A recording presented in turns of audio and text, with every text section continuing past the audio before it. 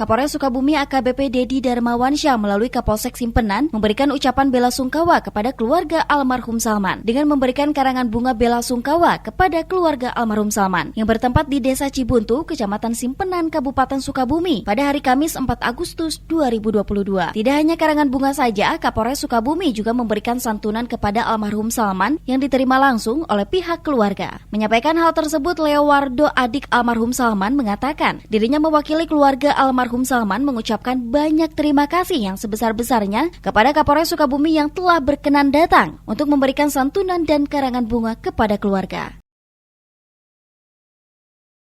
Assalamualaikum warahmatullahi wabarakatuh. Saya Leo Waldi mewakili keluarga besar almarhum Salman bin Sulaiman mengucapkan banyak terima kasih kepada Bapak Kapolres Sukabumi AKBP Dedi Darmawansyah yang telah memberikan santunan dan karangan bunga kepada keluarga kami.